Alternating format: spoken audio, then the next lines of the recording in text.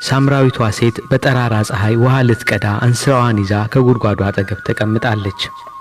በጠዋት ወይም በማታ ውሃ መቅዳት ስትችል ፀሐይ አናት በሚበሳበት በ6 ሰዓት መምጣትን እንዴት ልትመርጥ ቻለች? ከጎረቤቶቿ ጋር እየተጫወተች አብራ ቀርታ መመለስ አትችልም ነበር? ብቻዋን ለመቅዳት ለምን ፈለገች? ከሰው ፀሐይ ያስመረጣትስ ምንድነው? ዝርዝሩን እሷ ናት የምታውቀው። 5 ባሎች የነበሯትና አሁንም ባሏ ካልሆነ ሰው ጋር የምትኖር ሴት መሆኗም ተጽፏል። ለብዙ ወንዶች ሚስት በሆነች ቁጥር ስለ ራሷ የሚኖራት ግምት እየወረደ መምጣቱ አይቀርም። በተደጋጋሚ ያልሳካ ባላት ትዳር ምክንያት ልቧ እየቆሰለ ተስፋ እየቆረጠች ሁሉን ነገር እየጠላች መምጣቷም አይቀርም። እርሷ ስላልተሳካው ትዳሯና አሁንም ባሏ ካልሆነ ሰው ጋር ስለመኖሯ ሰዎች የሚያወሩት ግን እጅግ ብዙ ነው። የእርሷን ህመም ሳይረዳ እንደ ርካሽ የሚቆጥራት፣ ዝሙተኛ አድርጎ የሚያስባት፣ እድለቢስ አድርጎ የሚፈርጃት፣ በንቀት ባሽሙር ባለ 5 ባሎች አድርጎ የሚነግሯት ሰው አይጠፋም።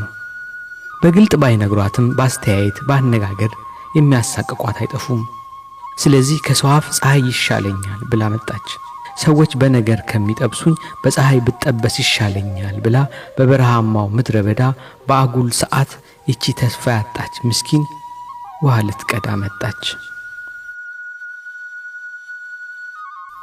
ኢየሱስ በሰማርያ ሊያልፍ ግድ ሆነበት።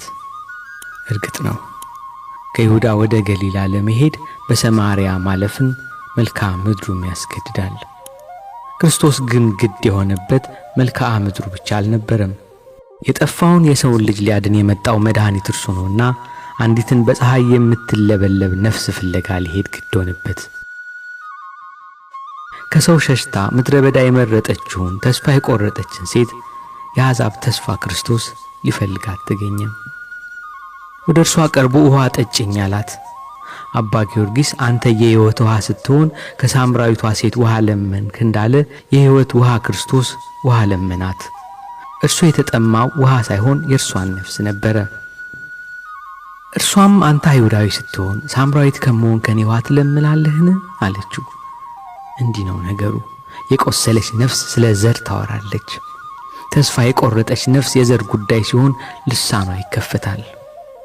ውሃ ለማጠጣት ዘር መጠየቅን ምን አመጣው? ውሃው አይሁዳዊ ነው ወይንስ ሳምራዊ? ውሃ ጠማኝ የሚል ሁሉ ውሃ ይገባዋል እንጂ ዘሩ አይጠየቅም። እርሷ ግን ጠየቀችው። በእርግጥ እቺ ሳምራዊ ሴት ይህን ጥያቄ ጠየቀችው ክርስቶስ መሆኑን ከማወቋ በፊት ነበር።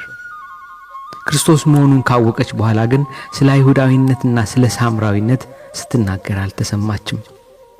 አንተ አማራ ስትሆን ጉራጌ ከመሆን ከኔ ውሃ ለምን ትለምናለህ? አንቺ ኦሮሞ ስትሆኚ ትግሬ ከመሆን ከኔ እንዴት ውሃ ትለምኛለሽ? በሚል ጥያቄ ሀገሩን ያጨናነቁት ክርስቶስን ያወቁ ክርስቲያኖች መሆናቸው ግን ልብን የሚሰብር እውነታ ነው። በዚህ ጠባያችን እንደ ክርስቲያን ሳንኖር እንደ ክርስቲያን ልንሞት መሆኑ ምንኛ ያሳዝናል። ጌታችን የሴቲቱን የዘር ጥያቄ እንዳልሰማ አለፈውና ውሃ ጠጭኝ የሚልሽ ማን መሆኑን ብታውቂ የሕይወት ውሃ እንዲሰጥሽ ትለምኚው ነበር አላት። አሁንም የተጠማው የእርሷን መመለስ ነውና እርሷ ያነሳችውን ርዕስ ሳያነሳ የውሃ ጥያቄውን ቀጠለ። ውሃን የፈጠረ ጌታ የሴቲቱን በተሰበረ ልብ የሚፈስ እንባ ተጠምቶ ውሃ ለመናት። ጌታዊ መቅጃ የለህም ጉድጓዱም ጥልቅ ነው አለችው። እንዴት ያለ ንግግር ነው! የነፍሷን መመለስ ለተጠማው ጌታ ይሄ ምላሽ እንዴት ከባድ ነው! እውነት ጌታ መቅጃ የለውም? እውነትስ ጉድጓዱ ጥልቅ ነው? አዎ ልክ ነው፣ መቅጃ የለውም።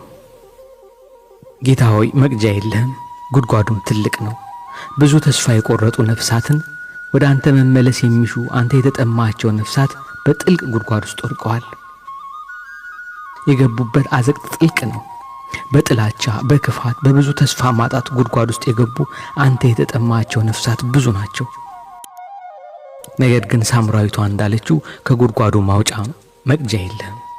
ካለ እስቲ ንገረን።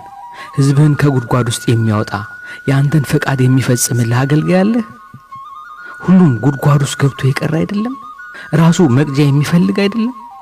እንደ ኢሳይያስ ዘመን ማንን ልካለሁ ብለህ ብትጣራ ይሻልሃል እንጂ ጌታዊ መቅጃስ የለህም። ወይም ሱራፊህን ልከህ በእሳት ፍም ተኩሰህ ካላነጻህን በቀር ጌታዊ መቅጃ የለህም። ሴቲቱ ያዕቆብን አምላክ ክርስቶስን አንተ ከያዕቆብ ትበልጣለህ አለችው። ተስፋ የቆረጠ ሰው ንግግሩ ሻካራ ነው። አንተ ከማን ትበልጣለህ? ከገሌ ተሽለህ ነው የሚሉ ቃላት ነፍሱ የቆሰለ ሰው ንግግሮች ናቸው። ክርስቶስ አላስቀየማትም። አመል ያሳጣት የተመረረችበት ኑሮ እንደሆነ ያውቃል። የተጎዱ ሰዎች ሰውን ይጎዳሉ። መጉዳቷ ከመጎዳት ነውና ክብሬን ላስጠብቅ ሳይል ታገሰ። ባል የለኝም ስትል እንኳን እውነት ተናገርሽ ብሎ አሁን ያለው ባሏ ባለመሆኑ እንዲህ እንዳለች አድርጎ ከሐሰቷ ውስጥ እውነትን አወጣላት። የተቀጠቀጠ ሸምበቆ የማትሰብረው የሚጤስ ጧፍ የማታጠፋው ትሁት አምላካችን ሆይ ክፉ ንግግሮቻችን የሚፈልቁት ከክፉ አኗኗራችን ነውና እባክህ እኛንም ታገሰን። ኢትዮጵያውያን ተሳዳቢዎች፣ ኢትዮጵያውያን ዘረኞች፣ ነውረኞች ያደረገን የተበላሸ ሕይወታችን ነውና ይቅር በለን። በመጥፎ ንግግሮቻችን የምናሳዝንህ፣ በእርስ በርስ መበላላት የምናስከፋህ፣ ሳምራዊቷ ሴት ባሎቿ እንደተፈራረቁባት ብዙ ፖለቲከኞች ተፈራርቀውብን ትዳር አልሳካ ብሎን ነውና እርሷን እንደታገስካት ጌታ ሆይ ታገሰን። ሴቲቱን ጌታ ታግሶ የጎደላትን ሞላላት። እኔ ከምሰጠው ውሃ የሚጠጣ ለዘላለም አይጠማም አላት። እርሷም ጌታ ሆይ እንዳልጠማ ውሃም ልጠጣ ወደዚህ እንዳልመጣ ይህንን ውሃ ስጠኝ አለችው። ይህ ውሃ የሕይወት ውሃ እኔ ነኝ ያለው ክርስቶስ ራሱ ነው።